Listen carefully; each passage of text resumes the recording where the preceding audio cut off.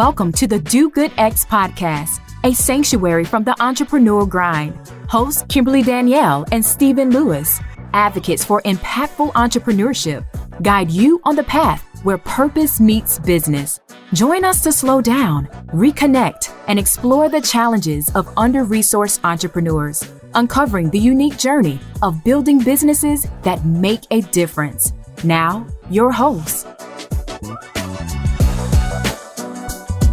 Welcome to the Do Good X podcast. My name is Kimberly Danielle, and I am a community builder, a coach and communication strategist who comes from generations of faith-driven leaders and entrepreneurs who believe that our purpose should drive us to contribute to the common good. And as always, I am here with my co-host, Stephen. Hey, Stephen. Hey, Kimberly, it's good to be with you. As you know, I'm a catalyst for positive change in communities and businesses, and for over 2 decades. I've inspired leaders and entrepreneurs to live and work on purpose with intention, faith, and a commitment to the well-being. Now, on today's episode, we're going to go back to the power of conversation with a founder and who is innovating in a deeply personal, impactful way. We chat with Martha Sylla Underwood, who is the founder and the CEO of Prismm.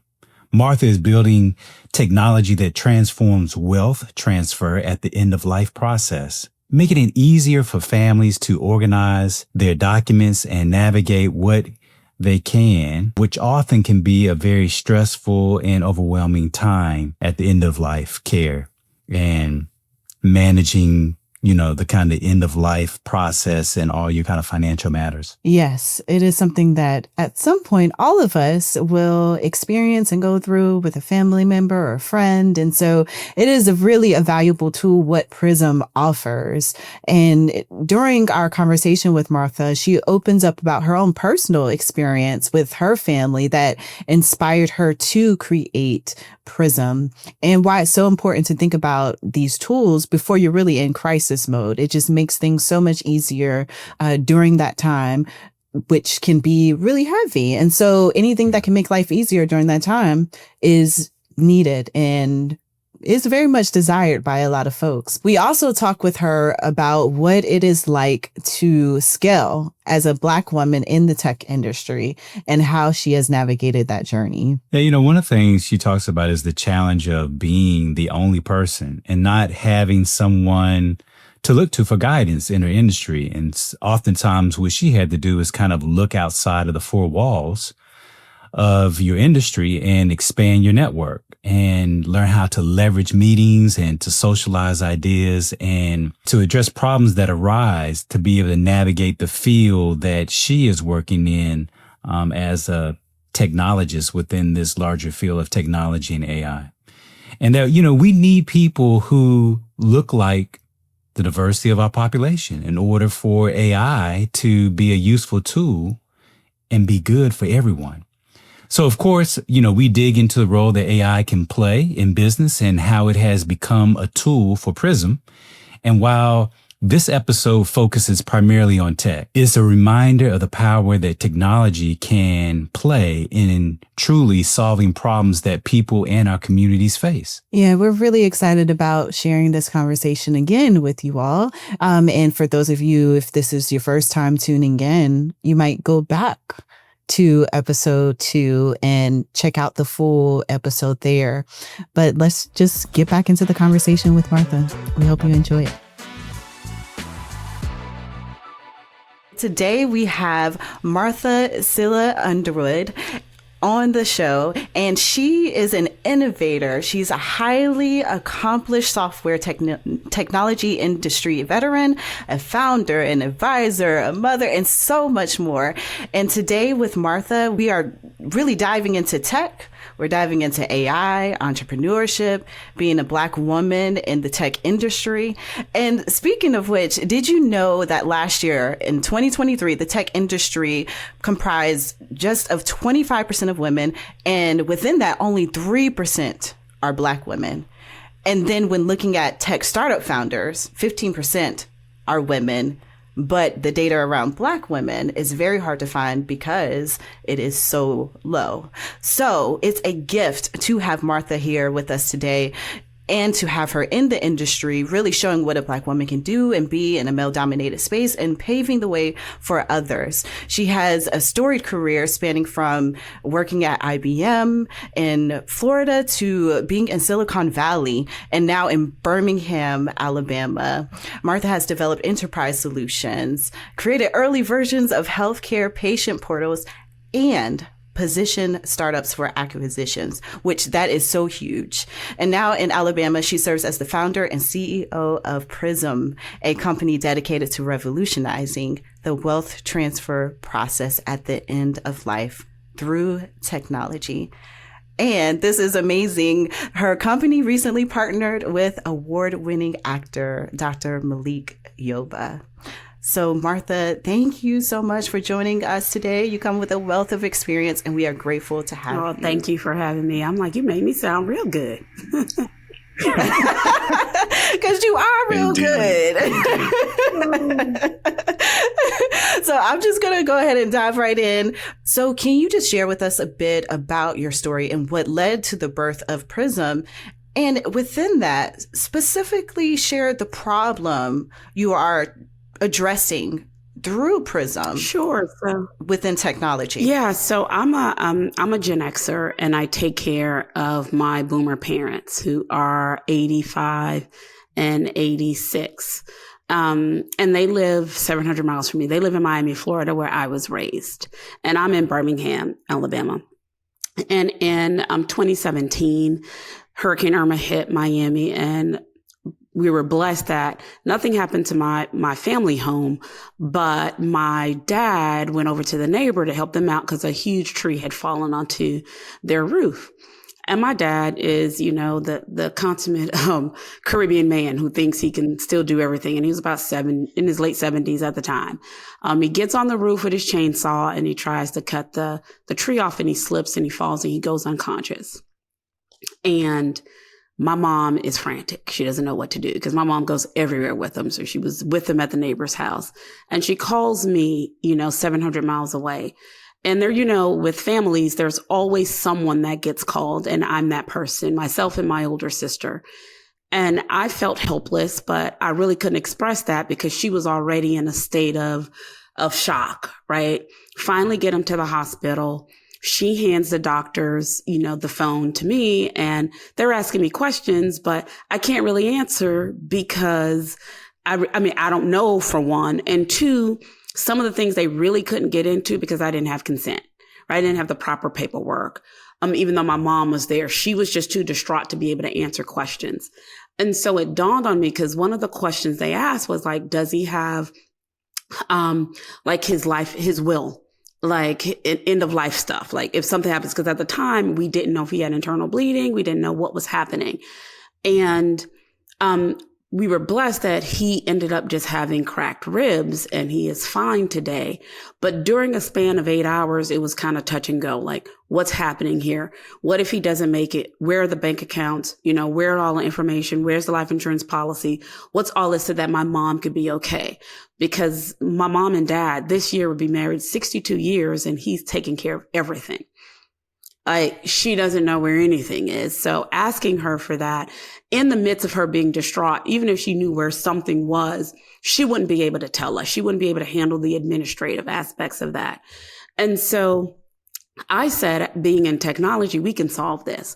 I need to be able to get access to all of this important information pretty quickly at my fingertips, no matter where I am.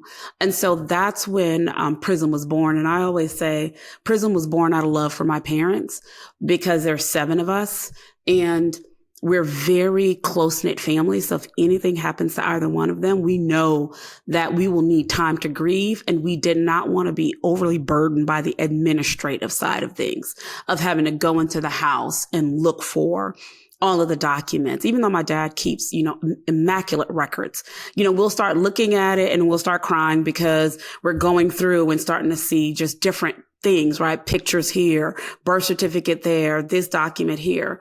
And so I said, let's solve this using technology. And so Prismm was built to where we can now pull in all of their assets. We know where all of their money is, all of the financial accounts. We know where all of their important documents are marriage certificates, deeds, car registrations, life insurance policy, living will, all of those things. And then all of their assets, like fine china. My dad has a medallion for the taxi, like all of those different things that we now have in Prism, locked it down and shared it with the family members that need to share it, because everyone has different roles. Myself and my older sister handle financials, and then my other sisters handle the health. And so all of that information is in there, and we share that information with who needs to see it. So we could keep privacy, because my dad's like, I don't want them to see that, or I don't want them to see this.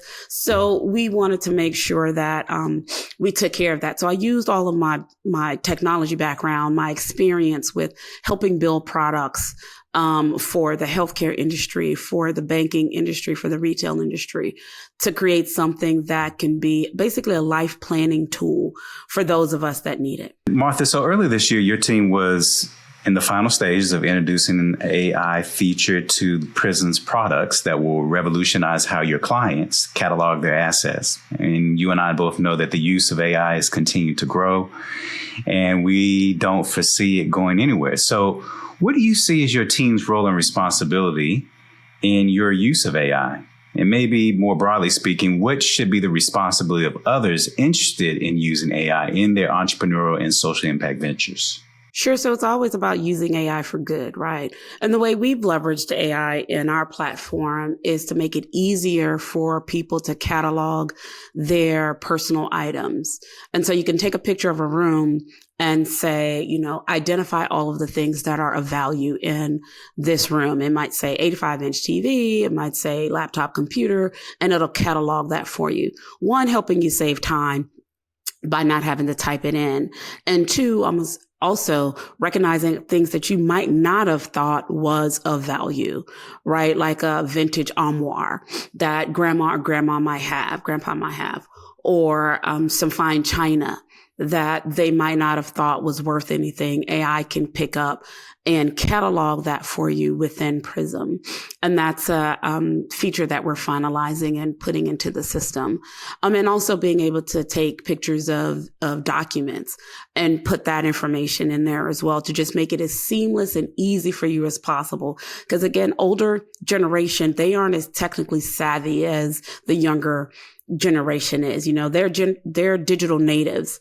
It takes some time for the older generation to be able to work through the technology to catalog their information. So we wanted to make it as easy as taking a picture, because they could take pictures of their grandkids. They can do that. And so if you could take a picture, then you can catalog this information into Prism. And the larger responsibility that we have, one is a couple of things. I would say as Black and Brown entrepreneurs is to use it. Make sure that we are using AI in training the models with our culture, with what we like and some of the things that we're building, so that it can learn and not be biased, right? Because it's all about who uses it. I talk about training and learning how to be a prompt engineer and prompting properly.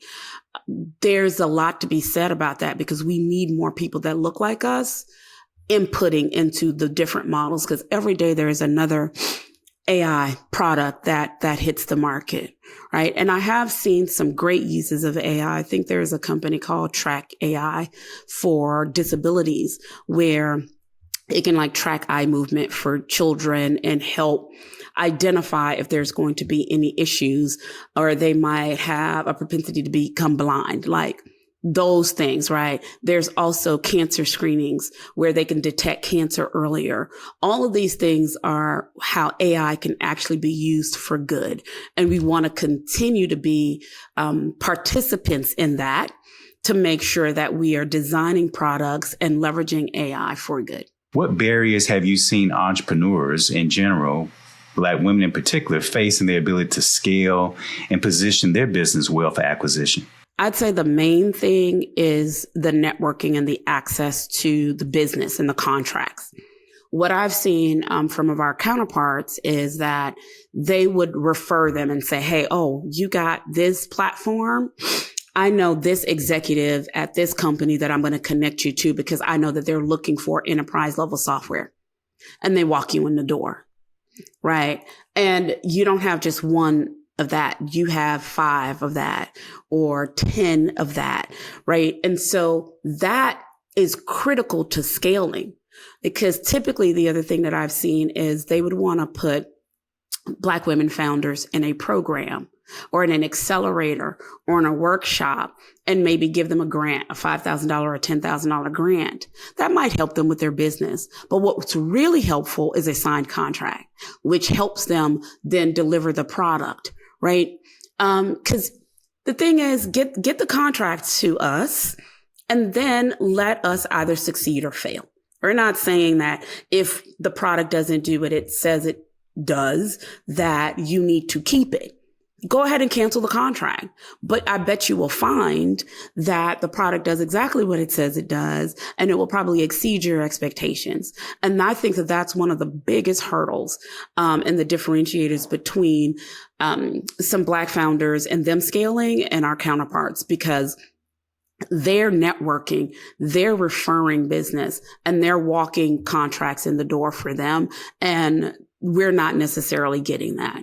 And so it's harder for us from a sales perspective to get to the closed deal. And our sales cycles are longer because we're hurdling biases. We're hurdling, the doubt. Is this really built like it needs to be built? Did they pass compliance? Do they have the security in check? All of those things that our counterparts may have to deal with, but not as deeply as we do. And so that's the differentiator where it comes to scaling, because for scale, when you talk about acquisition, they're looking at revenue that you bring in. How many contracts? What's your annual recurring revenue? What's your monthly recurring revenue? And contracts get you that. Grants don't. And that's the biggest differentiator that I would see, when you talk about that. It's access to the deals is really what it comes down to. So what's the best advice that you received on your entrepreneurial journey? Just keep going. It's hard, but just keep going. And you would think that advice is really simple, but there are a lot of times where you're like, this is hard, right? And there are those days. And so, I go back to that, just keep going, because then the next day something else happens, something good happens. And you're like, see, if I would have stopped, I wouldn't have taken that next step. Right. And so that's actually one of the best advice that I got, is just keep going. Complete this sentence. Because of my entrepreneurial endeavors, communities will be or more able to do what? Communities will be able to benefit from the lifelong hard work of their family members, their grandmothers, their grandpas, their mothers, their fathers, because they would have planned to transfer the wealth to the next generation that can be recycled into the community for good. Talk about a generational, legacy. Talk about legacy, generational impact, all of that. Thank you so much for your work. For you all who are listening, if you have been enjoying this conversation with Martha and you find value in the resources that she is sharing, first, go find her on LinkedIn or Martha, wherever you desire for them to find you. It will be in the show notes as well. And we also invite you to go to dogoodx.org/podcast. Here you can join our Do Good X LinkedIn community, where we share tools and tips, resources, and we provide entrepreneurs and change makers with a community of support. And Martha is also a part of the community, so you can ask her questions if you join. We hope to see you there. Martha, thank you so much for taking the opportunity to join us today. We look forward to journeying with you, and we hope you join us next time. Thank you for listening to the Do Good X podcast. To continue the conversation or access our resources, visit www.dogoodx.org.